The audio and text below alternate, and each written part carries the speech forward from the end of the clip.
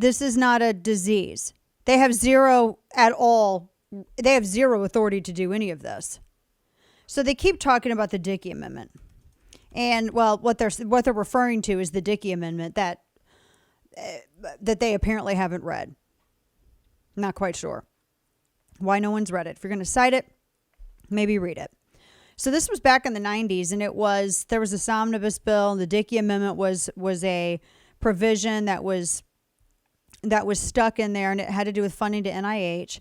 And basically, what the Dickey Amendment did is mandate that any kind of, like if the CDC is going to engage in, if they're going to carry out some kind of study, etc., they cannot advocate for or against gun control. So they're very specific. Cannot advocate for or against gun control. It's a refusal to politicize actual research. There is nothing banned at all whatsoever in the Dickey Amendment where it concerns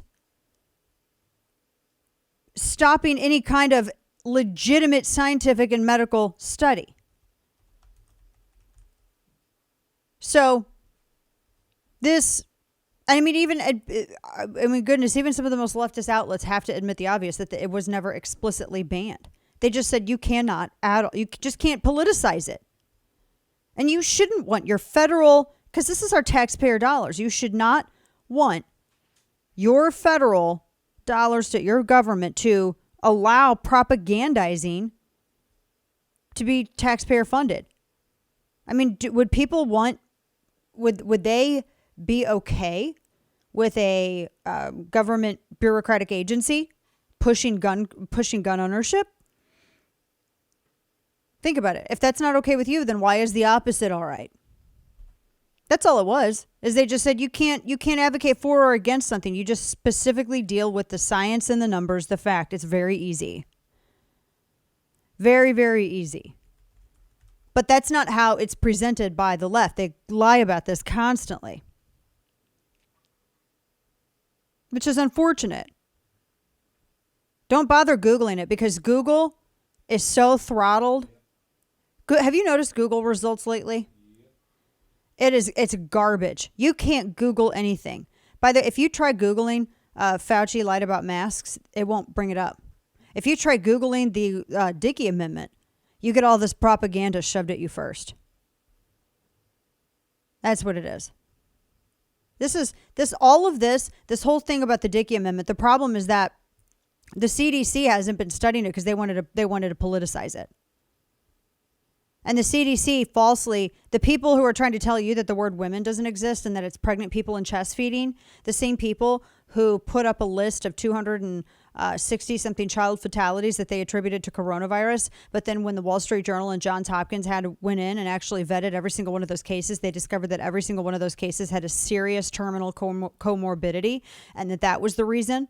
Like leukemia. Leukemia is a pretty serious thing. That was those. They had serious comorbidities, some of them terminal. That was the driver, not just the virus itself. And Wall Street Journal and Johns Hopkins slammed the CDC for their disingenuous presentation and fear mongering based on inflated and false numbers.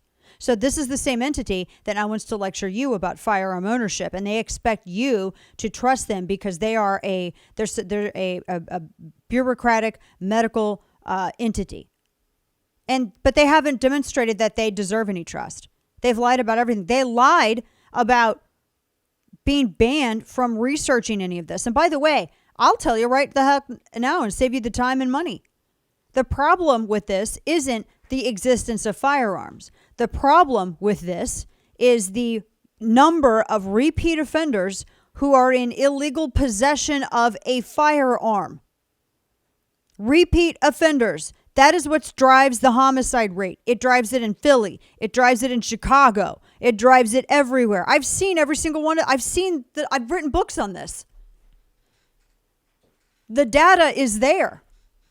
It's not a health issue. It's an issue. Actually, there's a number of things that contribute to it. Why don't you, if CDC wants to actually look at the cause of some of this stuff, why don't you look into the health benefits of having a father in the family? Why don't you look at the benefits of having men support women when they're going to create families with them, and men and women being responsible for the recreation, the physical recreation in which they engage? How about you look at the health relations of that? How about you look at the family unit, the family structure and support for children as a contribution to this? How about you look at the recidivism rate?